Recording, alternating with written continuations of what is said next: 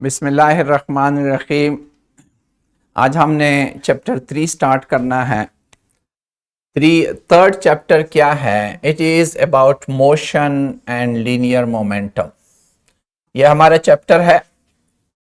आप लोगों ने पिछली क्लासों में मोशन या मैकेनिक्स के ऐसे चैप्टर पढ़े जिसमें आप कहते थे कि डायनेमिक और काइनेमैटिक्स। तो अगर इस चैप्टर को मैं लूं तो मेनली ये काइनेमैटिक्स है, क्योंकि इस पे जो बात हमने शुरू करनी है क्या है, वो बात है derive the equation of motion. किस टाइप ऑफ मोशन के लिए हमने बात करनी है? याद रखे, uniformly accelerated case only, means ऐसे केसेस को हमने डिस्कस करना है जिसमें एक्सेलरेशन कांस्टेंट हो। ये हमारा ऑब्जेक्टिव है और इसी पे हम बात करेंगे।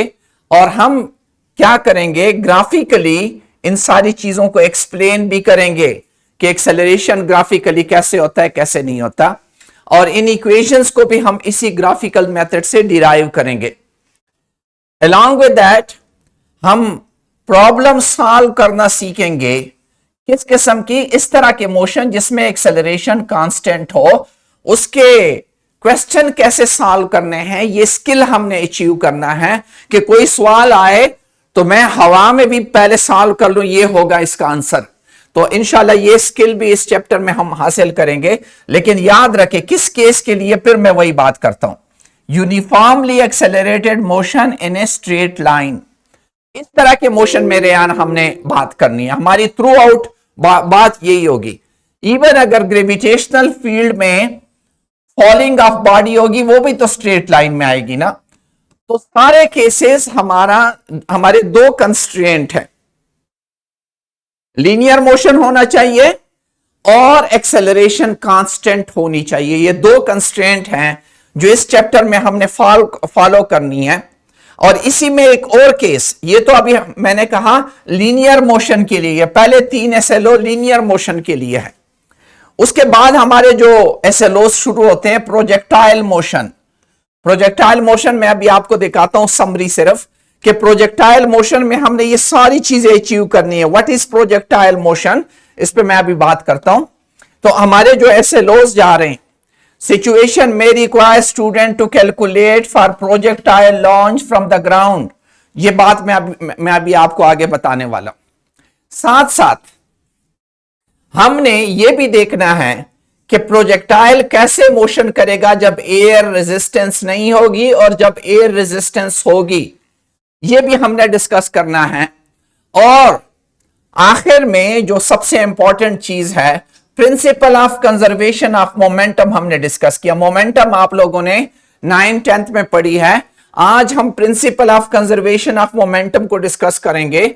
और वो भी क्या, when the bodies both are in one dimension and in two dimension। 1 और 2 dimension का क्या मतलब है, ये भी अभी मैं आपको समरी सिर्फ समझा रहा हूं। इस चैप्टर में हमने ये सारी चीजें पढ़नी है, बहुत ही इंपॉर्टेंट चैप्टर है ये। और अगर इस चैप्टर को आपने प्रॉपरली सीख लिया तो आपके बहुत सारे क्वेश्चन आपको बिल्कुल हवा में आप कर सकेंगे। जस्टिफाई व्हाई दो momentum of A close system is always conserve, some change in kinetic energy may takes place। ये एसएलओ भी बड़ा अच्छा एसएलओ है। और इन सारे एसएलओज में जो हम डिस्कस करेंगे, इलास्टिक कोलिजन की बात करेंगे। कोलिजन होंगी, लेकिन वो कोलिजन कौन सी होंगी, इलास्टिक कोलिजन्स की बातें हम करेंगे। तो मैं पहले वाला बंच, ये वाले जो एसएलओज हैं, इसके बारे में पहले मैं आपको बताता हूं, फिर इसके नेक्स्ट प्रोजेक्टाइल वाले एसएलओज और फिर मोमेंटम वाले एसएलओज, कि इस चैप्टर में हम क्या पढ़ने वाले हैं ताकि हमारा आइडिया क्लियर हो। इस थ्रू आउट चीज में एक चीज याद रखें, हम फोर्स की बहुत कम बात करते हैं, हम काइनेमैटिक्स की बात कर रहे हैं, हम इफेक्ट्स की बातें कर रहे हैं कि क्या मोशन कैसे पैदा होगी, किस डायरेक्शन में जाएगी, कितनी एक्सेलरेशन होगी। तो इसमें न्यूटन लॉज नहीं आएंगे, क्योंकि न्यूटन लॉज डायनामिक्स में चले जाते हैं, कॉज ऑफ मोशन में चले जाते हैं। पहली वाली बात, what is uniformly accelerated motion. Uniformly accelerated motion का मतलब यह है कि अगर पहले सेकंड में इसकी वेलोसिटी 3 मीटर पर सेकंड है और दूसरे सेकंड में 5 मीटर पर सेकंड है, और तीसरे सेकंड में 7 मीटर पर सेकंड है, और चौथे में 9 मीटर पर सेकंड है, और पांचवें में 11 मीटर पर सेकंड है। तो इसमें क्या चीज है, हर सेकंड में जो वेलोसिटी में एक इंक्रीज पैदा हुआ है जिसका नाम एक्सेलरेशन है, जिसको हम delta we by delta T कहते हैं। तो वेलोसिटी में चेंज कितना है, 2 मीटर पर सेकंड हर सेकंड में। यहां पे भी देखो क्या पैदा हो रहा है, 2 मीटर पर सेकंड चेंज पैदा हुआ है हर सेकंड में, 2 मीटर पर सेकंड चेंज पैदा हुआ है हर सेकंड में। तो इसका मतलब क्या है, यहां पे भी एक्सेलरेशन 2 मीटर पर सेकंड स्क्वायर है, यहां पे भी 2 मीटर पर सेकंड स्क्वायर है, यहां पे भी एक्सेलरेशन 2 मीटर पर सेकंड स्क्वायर है, और यहां पे भी एक्सेलरेशन 2 मीटर पर सेकंड स्क्वायर है। वेलोसिटी सेम नहीं है, वेलोसिटी इंक्रीज हो रही है, लेकिन एक्सेलरेशन सेम है और स्ट्रेट लाइन में भी है। तो ये वो दो कंडीशंस हैं जिस पे हमने through out equation of motion derive करने हैं। होगा किसी में कहेगा कि इनिशियल वेलोसिटी 0, किसी में क्या कहेगा, इनिशियल वेलोसिटी 0 भी हो सकता है, इनिशियल वेलोसिटी 0 ना भी हो सकता है, इसमें फ्रीली फॉलिंग बॉडी भी हो सकती है। इस तरह ये सारी चीजें आ सकती है। क्यों फ्रीली फॉलिंग बॉडी, क्योंकि जो फ्रीली फॉलिंग बॉडी हम कंसीडर करते हैं तो इसमें एक्सेलरेशन कितनी होती है, वैल्यू ऑफ जी के बराबर होती है, यानी 9.8 मीटर पर सेकंड स्क्वायर की एक्सेलरेशन है इसमें। तो ये हमारा पहला पोर्शन होगा इस चैप्टर का, जिसमें हम डिस्कशन करेंगे about uniformly accelerated motion, uniformly accelerated linear motion होगा भी लाइन में, और एक्सेलरेशन भी यूनिफॉर्म होगी। वेलोसिटी यूनिफॉर्म नहीं होगी, एक्सेलरेशन विल बी कांस्टेंट। ये पहला पोर्शन है। और इसका ग्राफ कैसे आता है, मैंने स्टार्ट में एक दफा डिस्कस किया था कि टाइम वर्सेस स्पीड का या वेलोसिटी का ग्राफ अगर स्ट्रेट लाइन हो तो ये क्या शो करता है, हर पॉइंट पे जो आपकी स्पीड में चेंज है और टाइम में, स्पीड और टाइम के चेंज की जो रेशो है वो कांस्टेंट है। स्पीड मींस वेलोसिटी, तो एक्सेलरेशन आपकी कांस्टेंट है। अगर ये ग्राफ कहीं इस तरह हो तो इस तरह के मोशन को मैंने डिस्कस नहीं करना, अगर ये ग्राफ इस तरह हो तो इसको मोशन को भी मैंने डिस्कस नहीं करना, अगर ये ग्राफ इस तरह जा रहा है इसको भी मैंने डिस्कस नहीं करना। हमने सिंपल एक ही केस को पकड़ना है जो यूनिफॉर्म एक्सेलरेटेड मोशन के लिए हो, जिसमें एक्सेलरेशन कांस्टेंट हो। यह हमारा पहला पोर्शन है जिस पे हमने इस चैप्टर में डिस्कशन करनी है। हमारा चैप्टर का दूसरा पोर्शन जिसका नाम है प्रोजेक्टाइल मोशन। प्रोजेक्टाइल जिस तरह आप बुलेट से फायर करते हैं, वो जाता है वहां गिरता है, इस बुलेट को क्या कहते हैं, प्रोजेक्टाइल कहते हैं। प्रोजेक्टाइल का मतलब यह होता है ऐसी मोशन जिसमें सिर्फ और सिर्फ इस बॉडी पे सिर्फ एक ही फोर्स हो, यानी ग्रेविटी। एयर रेजिस्टेंस नेग्लिजिबल हो, एयर रेजिस्टेंस नेग्लिजिबल हो तो यह प्रोजेक्टाइल कहलाता है। एयर रेजिस्टेंस इज 0 तो यह प्रोजेक्टाइल है। अगर आप कागज के जहाज को फेंकते हैं तो यह प्रोजेक्टाइल नहीं है, क्योंकि कागज के जहाज पे एयर रेजिस्टेंस नेग्लिजिबल नहीं होती। लेकिन अगर गोली फेंकते हैं, पत्थर फेंकते हैं, तो इस पे एयर रेजिस्टेंस तकरीबन नेग्लिजिबल होता है। इस वजह से नेजा प्रोजेक्टाइल नहीं है, उस पे एयर रेजिस्टेंस अमल करता है जो वो फेंकते हैं। जिस पे एयर रेजिस्टेंस का इफेक्ट 0 हो वो प्रोजेक्टाइल कहलाता है।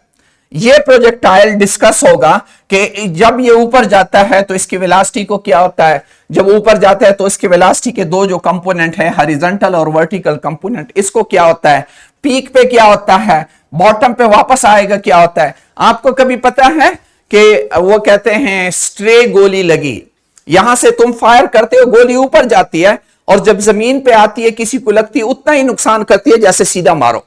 उसकी वजह क्या है कि जितनी वेलोसिटी से, जितनी स्पीड से बंदूक के मुंह से निकलती है, याद रखो, उतनी ही स्पीड से यहां वापस वो जमीन पे लगती है। ये प्रोजेक्टाइल की खसूसियात हैं जिनको हम डिटेल से डिस्कस करेंगे। लेकिन प्रोजेक्टाइल की मेन खसूसियत क्या है कि इस केस में हम एयर रेजिस्टेंस को 0 कंसीडर करते हैं, then it is a perfect projectile. और ये 2 डायमेंशन में मोशन करता है, 2 डायमेंशन, इसमें एक्स भी है और इसका वाई हिस्सा भी है। हमारा ये, इसने कितनी हाइट गेन की, अब देखें अगर आपने इस तरह फायर किया तो दूर तो हो सकता है चला जाए, लेकिन हाइट उतना ज्यादा गेन ना करे। अगर आपने इस तरह फायर किया तो दूर नहीं जाएगा, हो सकता है ऊपर ज्यादा चला जाए। तो ये सारी चीजें हम कैलकुलेशन से और कॉन्सेप्ट से मालूम करेंगे कि ये चीजें कैसे होंगी। You will be in a position to find out. लेकिन अगर एयर रेजिस्टेंस है तो क्या असरात होते हैं। ये विदाउट एयर रेजिस्टेंस है और ये विद एयर रेजिस्टेंस है, कैसे असरात होते हैं इसको भी थोड़ा सा हम डिस्कस करेंगे अपने इस चैप्टर में। ये हमारे ठीक ठाक 2 लेक्चर प्रोजेक्टाइल मोशन लेगा जब हम डिस्कस करेंगे। हमारा जो तीसरा हिस्सा है वो क्या है, हमारा तीसरा पोर्शन जो मैंने अभी आपको बताया, मोमेंटम और मोमेंटम कंजर्वेशन, लीनियर मोमेंटम और उसकी कंजर्वेशन। आप लोगों ने ये बम धमाका होता है तो हर तरफ गोले क्यों जाते हैं, वाई इन ऑल डायरेक्शन।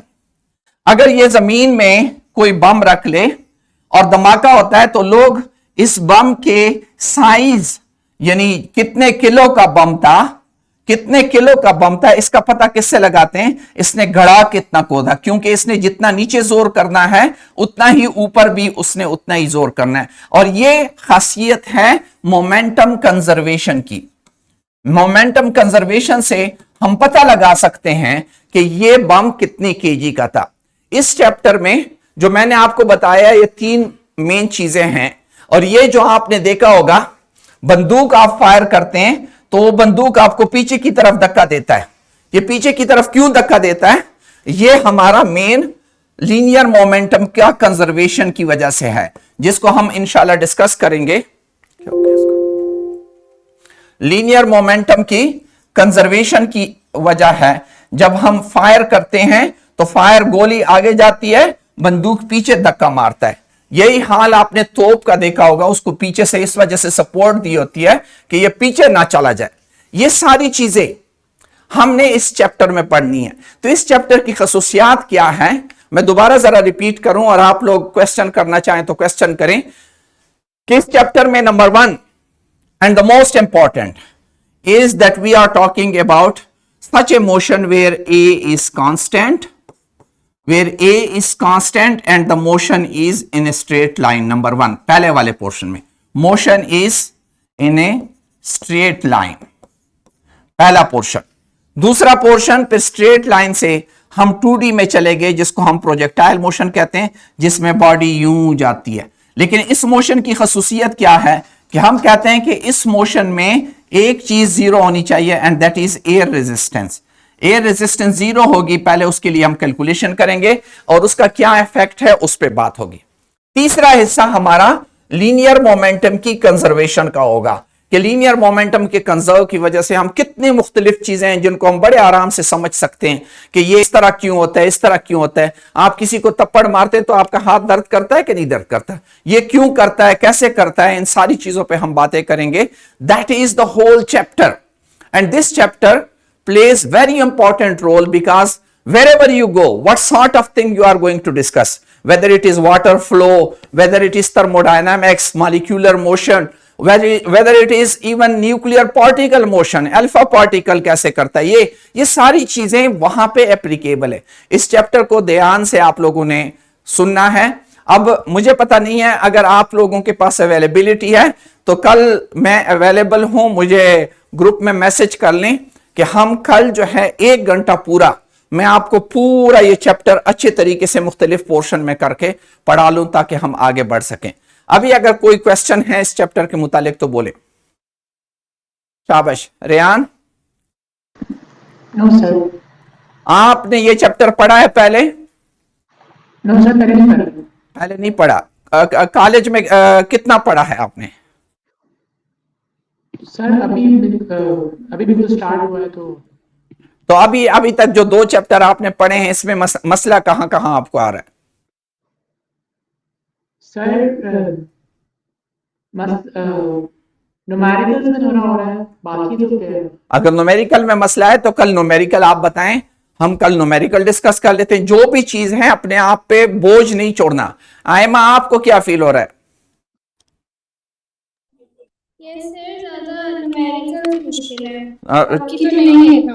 तो न्यूमेरिकल जो मुश्किल है कल आप लोग फारिग हैं कल सुबह 8:30-9 बजे क्या हम डिस्कस करें? Yes sir. ठीक है, 9 बजे इंशाल्लाह पूरा घंटा आप लोगों ने न्यूमेरिकल निकालने हैं, बताने हैं, और मैंने उनका वो आपको स्किल सिखाना है कि how to solve the numerical, कैसे न्यूमेरिकल सॉल्व होता है, कैसे फर्स्ट गो में आपको पता लग जाना चाहिए कि कैसे इसको किस तरीके से करना है। ठीक है, कल 9 o'clock। Okay yes sir. Okay.